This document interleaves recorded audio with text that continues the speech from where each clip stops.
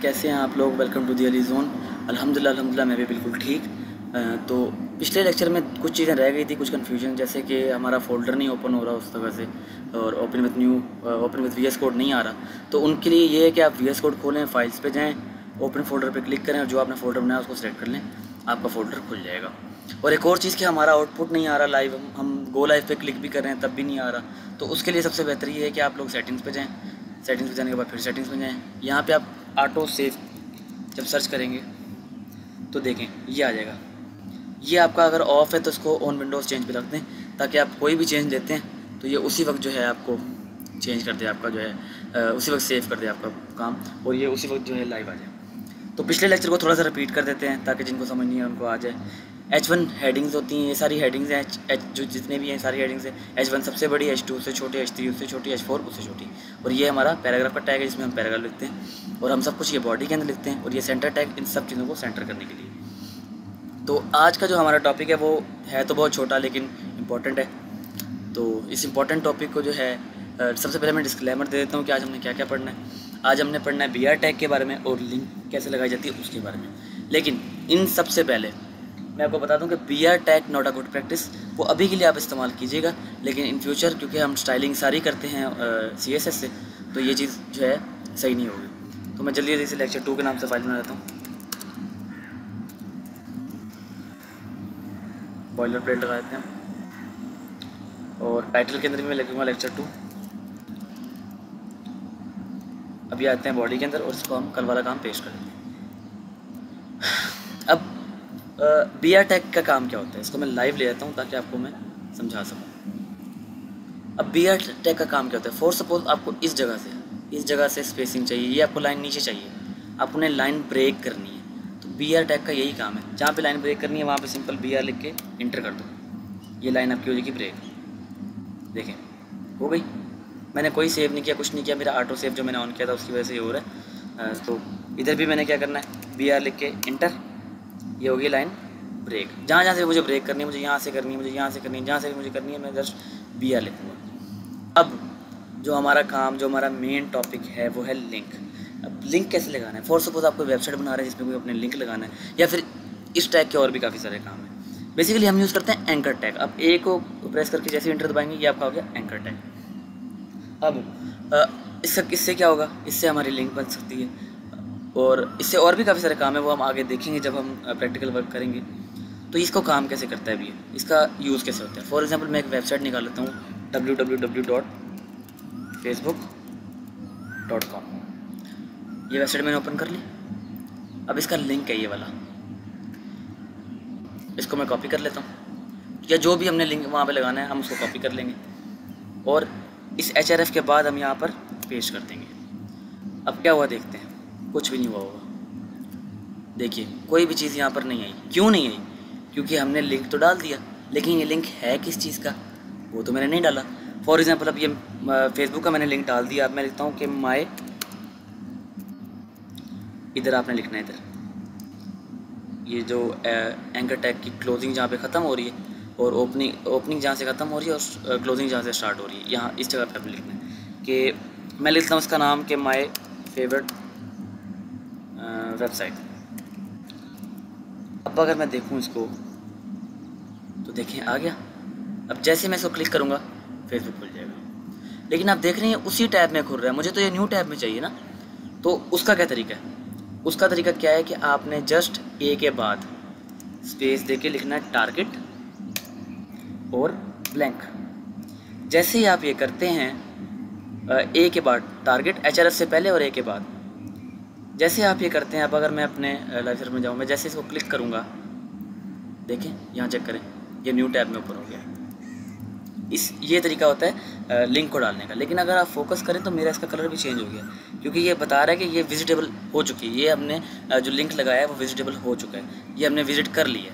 बस आज का टॉपिक था इतना सा, क्योंकि जल्द इंशाल्लाह हम बहुत जल्दी ये चीज़ ख़त्म करने वाले हैं।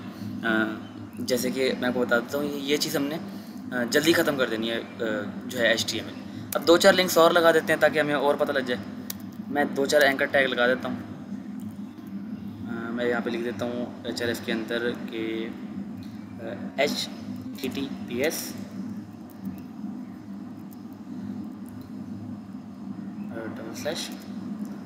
www.ytyoutube.com।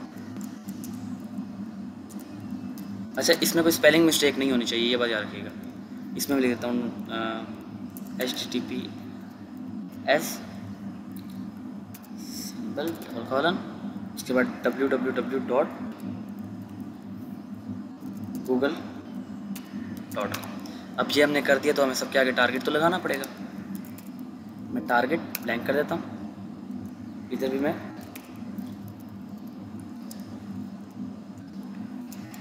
टारगेट और ब्लैंक कर देता हूँ। अब देखते हैं क्या होगा। अब ये क्यों नहीं आया, कमेंट में बताएं कि ये क्यों नहीं आया। अब ये इसलिए नहीं आया क्योंकि मैंने यहाँ पर नाम मेंशन नहीं किया। फॉर एग्ज़ाम्पल यूट्यूब पे मैं लिख देता हूँ कि माय फेवरेट प्लेटफॉर्म। यहाँ पे मैं लिख देता हूँ कि फॉर सर्च। अब अगर मैं जाता हूँ इसमें अपने टैब में तो देख सकते हैं ये एक ही लाइन में आ गया। अब मैं आपको एक तरीका बताता हूँ कि इनको अलग अलग करने का, लेकिन उस तरीके को कभी भी इस्तेमाल नहीं करना आपने, क्योंकि वो बहुत ही बुरा तरीका है, लेकिन आपको पता होना चाहिए। मैं यहाँ पे अगर पैराग्राफ लिखता हूँ और यहाँ पर इसकी एंडिंग कर देता हूँ, जहाँ पे मेरा एंकर टैग ख़त्म हो रहा है, Ctrl+V करके यहाँ पर भी मैं यही कर देता हूँ। इनको मैं बेसिकली पैराग्राफ के अंदर रखता हूँ कि पैराग्राफ के अंदर मेरा लिंक है।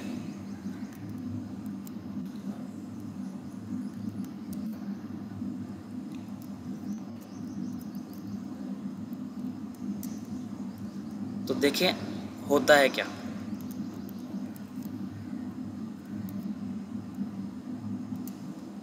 अब इससे ये होगा कि ये जो है जो अभी तक ब्लॉक एलिमेंट बना हुआ था, मैं आपको ब्लॉक और इनलाइन में भी फ़र्क बताऊंगा इंशाल्लाह नेक्स्ट नहीं उससे नेक्स्ट वीडियो में। अब देख सकते हैं कि ये आ गए, ये लाइन बाय लाइन आ गए, क्योंकि अभी तक मैंने कोई सर्च नहीं किया हुआ, तो इसलिए इनका कलर शायद में भी चेंज हो रहा है।